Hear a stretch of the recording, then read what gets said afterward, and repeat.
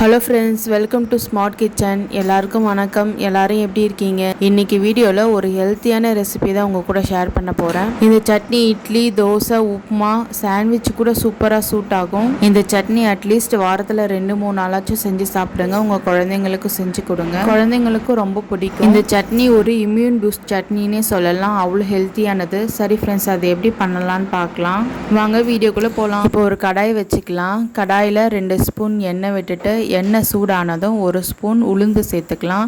உளுந்து செவந்து வந்ததும் 5 வரமிளகாய் சேர்த்துக்கலாம். சின்ன வெங்காயம் தோல் உரிச்சிட்டு சேர்த்துக்கலாம். பூண்டு 8 பல்லு, இஞ்சி 2 துண்டு இந்த மாதிரி கட் பண்ணிட்டு சேர்த்து நல்லா வதக்கிக்கலாம். இந்த சட்னிக்கு கண்டிப்பா சின்ன வெங்காயம் சேர்த்துக்கோங்க. அப்பதான் நல்லா டேஸ்ட் நல்லா இருக்கும். அதுவும் இல்லாம சின்ன வெங்காயம் உடம்புக்கு நல்லது. இப்போ இதெல்லாம் ஒரு நிமிஷம் வதங்கினதுக்கு அப்புறம் கொத்தமல்லி தலையை கிளீன் பண்ணிட்டு கட் பண்ணி வச்சுட்டு இதையும் ஒரு 2 செகண்ட் வதக்கிக்கலாம். அடுத்து புதினாவும் கிளீன் பண்ணி வச்சுக்கோங்க, ஒரு கைப்பிடி அளவு. இப்போ புதினாவும் ஆட் பண்ணிக்கலாம். இப்போ இது டார்க் கிரீன் ஆகிற அளவுக்கு வதக்கினா போதும். ரொம்ப நேரம் வதக்கணும்னு அவசியம் கிடையாது.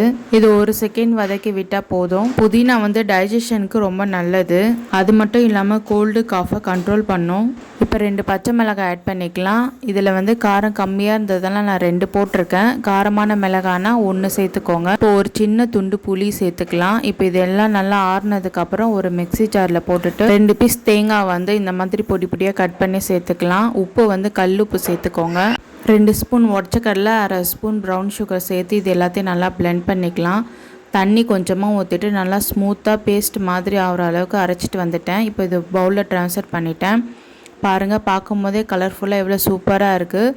இது டேஸ்ட்டும் வேறு லெவலில் இருக்கும். கண்டிப்பாக இதை உங்கள் வீட்டில் நீங்கள் ட்ரை பண்ணி பாருங்கள். இப்போ இதுக்கு ஒரு தாளிப்பு கொடுத்துடலாம். 2 ஸ்பூன் எண்ணெய் ஊற்றிட்டு கடுகு, கருவேப்பிலை, பெருங்காயம் இதெல்லாம் போட்டு தாளித்து கொட்டிடலாம். கொத்தமல்லியில் vitamin A, C, K, iron இந்த மாதிரி நிறைய சத்துக்கள் இருக்குது. புதினாவும் நம்மளோட இம்யூன் சிஸ்டமை பூஸ்ட் பண்ணோம். அதனால் கண்டிப்பாக இதை வாரத்தில் 2-3 நாளாச்சும் நீங்கள் செஞ்சு சாப்பிடுங்க. ஸோ ஃப்ரெண்ட்ஸ், இந்த புதினா சட்னியை ரெகுலராக யூஸ் பண்ணுங்கள். டேஸ்ட்டும் சூப்பராக இருக்கும். ஓகே ஃப்ரெண்ட்ஸ், இந்த வீடியோ உங்களுக்கு பிடிச்சிருந்ததுன்னா மறக்காமல் லைக் பண்ணுங்கள், ஷேர் பண்ணுங்கள், சப்ஸ்கிரைப் பண்ணுங்கள். பக்கத்தில் இருக்க பெல் பட்டன் கிளிக் பண்ணுங்கள். Bye friends.